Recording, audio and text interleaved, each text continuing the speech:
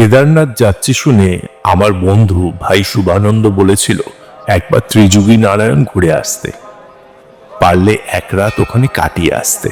ওখানে নাকি energy feel করা যায়, বিশেষ করে যেখানে অখণ্ড ধ্বনি জ্বলছে সেইখানে। শুভর কথা আমি জেনারেলি ফেলি না, ওর অনেক পড়াশুনো, অনেক ঘোরাঘুরি করা আছে, তাই ঠিক করেছিলাম কেদার ফিরতা ত্রিযুগী নারায়ণ যাব। ত্রিযুগী নারায়ণ দর্শন সেরে যাব কালীমঠ, ওখান থেকে রুদ্রপ্রয়াগ, সেখান থেকে বদ্রীনাথের বাস ধরব। কিন্তু আগেই বলেছি তোমাকে, তোমার নিয়ন্ত্রতা যদি তোমার জন্য অন্য কিছু নির্দিষ্ট করে থাকেন তাহলে তুমি কি করবে? কেদার থেকে সোনপ্রয়াগ ফিরে এলাম 1 জুলাই। রাতটা সোনপ্রয়াগে কাটিয়ে পরের দিন রওনা দেব ঠিক করেছিলাম। সকালে উঠে দেখি দুপায়ের কাপ মাসেলে বেশ ব্যথা, পা ফেলতে কষ্ট হচ্ছে। ঠিক করলাম আজ সারাদিন রেস্ট নেব। মাত্র 200 টাকায় থাকার ব্যবস্থা, আর সারাদিনে খাওয়া দাওয়া বাবদ আরো 200 টাকা। সুতরাং এখানেই বিশ্রাম নেওয়ার শ্রেষ্ঠ জায়গা। বেলা বাড়ার সঙ্গে সঙ্গে দেখলাম কাপ মাসল স্টিফ হয়ে যাচ্ছে, সুতরাং বিষক্ষয় করতে হবে। পাহাড় বেয়ে উঠে গেলাম ওপরের গ্রামে। ওখানে গ্রামের মানুষদের সাথে গল্প করে চা খেয়ে দুপুরবেলা নেমে এলাম আমার আশ্রয়ে। এতে স্টিফনেস অনেক কমে গেল। পরের দিন অর্থাৎ 3রা জুলাই ভোর রাতে মায়ের সতর্কবাণী আর আদেশ পেলাম। মা জানালেন বদ্রীনাথের পথে না যেতে, ধস নামবে। ফিরে যেতে আদেশ করলেন মা। আমি যে ত্রিযুগী নারায়ণ যাব বলে সংকল্প করেছি মা, আর এখন এই কম সময়ে ট্রেনের টিকিটও তো পাবো না। মা বললেন ত্রিযুগী নারায়ণ দর্শন করে ফিরে যেতে আর ট্রেনের টিকিট কেটে নিতে। ঘুম ভেঙে গেল। ফোনটা তুলে নিয়ে ভাবছি ইন্টারনেট তো এখানে নেই, টিকিট কি করে কাটবো? তৎকাল 10টার পর খুলবে, আমি কি তখন সোনপ্রয়াগ বাজারের কাছে গিয়ে টিকিট কাটবো? ওখানে দেখেছি ইন্টারনেট পাওয়া যায়। আমাকে চমকে দিয়ে দেখি ফোনে নেট কানেকশন তুঙ্গে, একেবারে 5G। টিকিট কাটার অ্যাপে ঢুকে আরো চমক, হরিদ্বার থেকে নিউ দিল্লি আর নিউ দিল্লি থেকে হাওড়ার টিকিট মজুদ। কেটে নিলাম টিকিট। টিকিট কেটে বাথরুম ঘুরে এসে ফোন হাতে নিয়ে দেখলাম ইন্টারনেট গায়েব। রে বাবাকে প্রণাম করে তৈরি হলাম ত্রিযুগী নারায়ণ দর্শন করার জন্য। সোনপ্রয়াগ থেকে মাত্র 12 কিলোমিটার দূরত্বে পাহাড়ের মাথায় অবস্থিত ত্রিযুগী নারায়ণ। কথিত আছে এখানেই নাকি শিব পার্বতীর বিবাহ হয়েছিল। ত্রিযুগী নারায়ণ মন্দিরের পুরোহিত রামস্বরূপ ভাটের মুখে শোনো পুরাণ কথা, তারপর আমি তোমাকে শোনাবো এর আধ্যাত্মিক তাৎপর্য। इस स्थान का नाम है त्रियुगी नारायण है। आप उस स्थान पे आए हैं जहाँ पे शिव और पार्वती का विवाह हुआ है त्रेता युग में। आपने सुना या देखा होगा कि जहाँ हरिद्वार कनखल में दक्ष राजा का मंदिर है, वहाँ पे यज्ञ का आयोजन किया है, तो सभी देवताओं को यज्ञ में बुलाए गए, लेकिन शंकर भगवान का वहाँ पे अपमान किया था।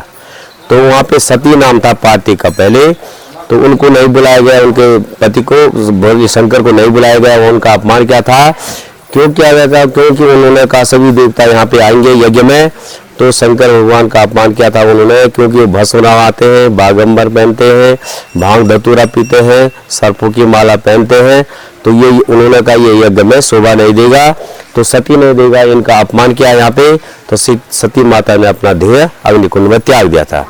दोबारा पर्वतराज हिमाचल की राजधानी, पर्वतराज हिमाचल के घर में मैना के गर्भ में जन्म लिया, तो पार्थिव नाम पड़ा।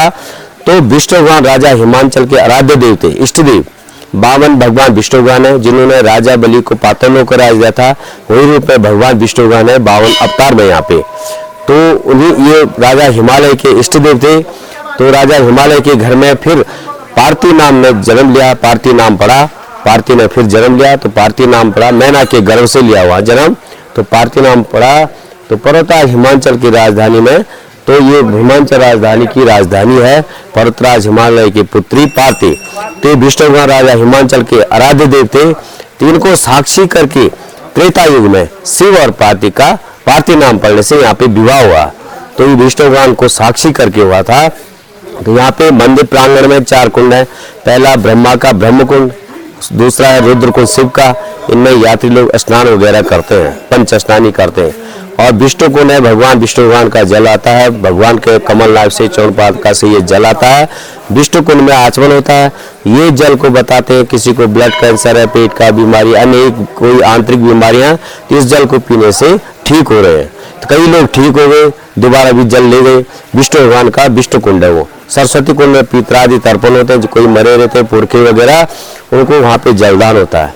5वां स्थान है वहाँ पे धर्मशिला, उसका नाम है धर्मशिला। वहाँ पे शिव और पार्वती का विवाह संपन्न हुआ था। वो तो उस स्थान पे पूजा पठन होता है, थाली आती है, उसमें चावल रहते हैं, रोली अगरबत्ती वगैरह फूल वगैरह रहते हैं, उसमें पूजन होता है उस शिला का। तो चावल उस समय राजा हिमालय ने कहा कि हीरा मोती माणिक का दान किया था, तो कलयुग में वो चावल मोती के बजाय उसमें अन्नदान होता है। उस शिला की पूजा करके वो अन्नदान दिया जाता है वहाँ पे। वहीं पे गाय बांधने के कला गोदान का गोदान भी होता है वहाँ पे। अंदर में भगवान त्रिजुगीनारायण के दर्शन है बड़े मंदिर में। बीच में भगवान त्रिजुगीनारायण जी चतुर्भुज मूर्ति, 52 अवतार में भगवान विष्णु भगवान। डोले पे है लक्ष्मी जी, बाएं भाग में है सरस्वती जी, पीछे से कॉपर का 2 मूर्ति है, कुबेर और क्षेत्रपाल जी है, बद्रीनाथ जी है, रामचंद्र जी है, आदि गुरु शंकराचार्य जी का मूर्ति है, और सत्यनारायण का मूर्ति है, बड़ी मूर्ति। और उसके नीचे शिव पार्वती का सौभाग्य मूर्ति है, जोड़ा सहित, कपल मूर्ति है जोड़ा सहित वर वधू रूप में, और अखंड प्रदीप है। तो भगवान के चरणों में 108 शालिग्राम शिला है, 108 शालिग्राम शिला है भगवान के चरणों में। आगे से चांदी की मूर्तियां हैं, पीछे से पाषाण की मूर्तियां, भगवान विष्णु भगवान स्वयं है।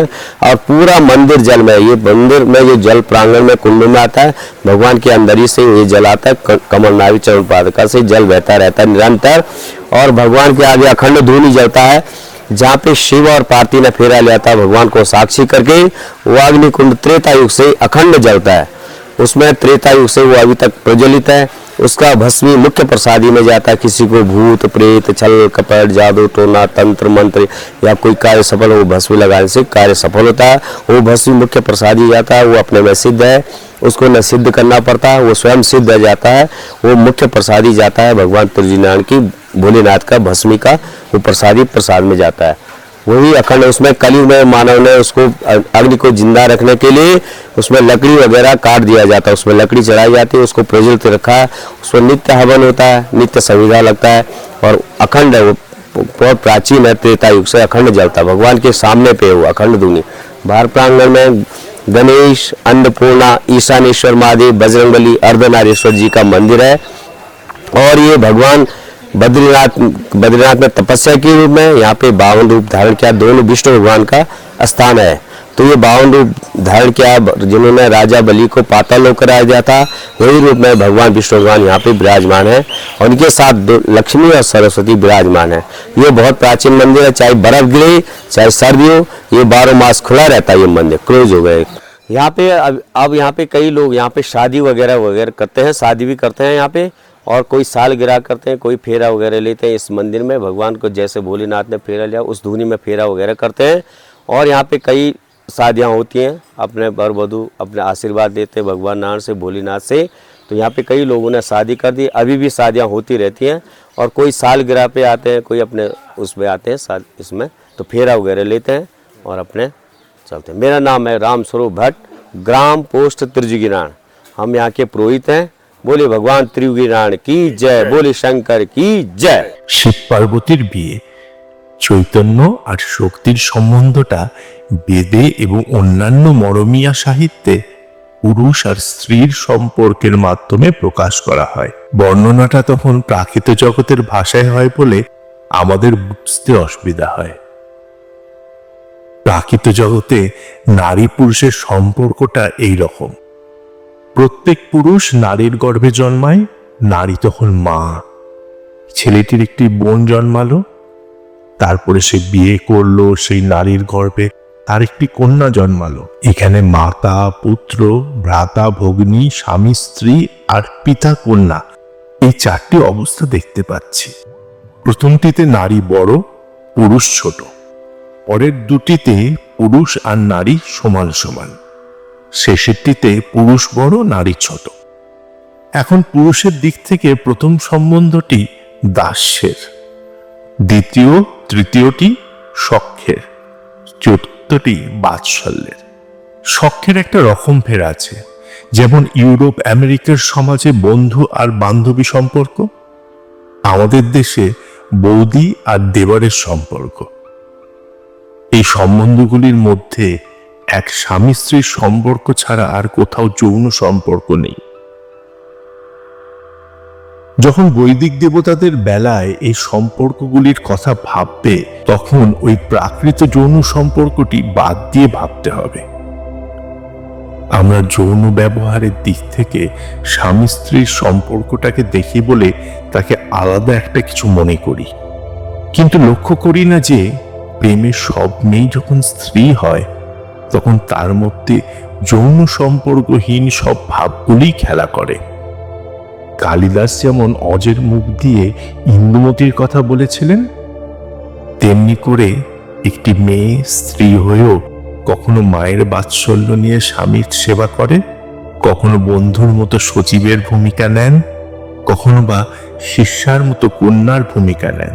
তাহলে কি শক্তি সাধকের ভাষায় বলা যায় না, জননী তনয়া জায়া সহোদরা কি অপরে, একই মহাশক্তি জননী, সহোদরা বা সঙ্গী এবং কন্যা। আবার সব মিলিয়ে পরম সামরস্য পুরুষের জায়া, দুইটিতে মিলে তখন অর্ধনারীশ্বর। এর মধ্যে যৌন সম্পর্কের ভাবনা এসে গেলেই তুমি বলবে মা কি করে বউ হয়, বউ কি করে মেয়ে হয় ইত্যাদি, তাই না? কেননা স্বামী স্ত্রীর সম্পর্কে যৌন সম্পর্ক ছাড়া অন্যরকম ভাবতে আমরা অভ্যস্ত নই। সূর্য জ্যোতিস্বরূপ, তখন সূর্য আর তার জ্যোতি দুইটিতে একটি মিথুন, দুয়ের মধ্যে তখন নিত্য পতি পত্নীর সম্পর্ক। কিন্তু উষাকালে পৃথিবীতে যখন সূর্যের কুচি আলো ফোটে, তখন কি তাকে তার মেয়ে বলতে পারি না? সেই আলোই চড়া হয় দুপুর 12টায়, সূর্যের স্বরূপ জ্যোতিতে ফুটে ওঠে, তখন সে কি সূর্যের স্ত্রী নয়? তাহলে মেয়েই তো স্ত্রী হলো। পুরুষ সর্বদা একভাবে আছেন, কিন্তু তার শক্তির উপচয় আছে। অনুপচিত শক্তি কন্যা, উপচয় জায়া।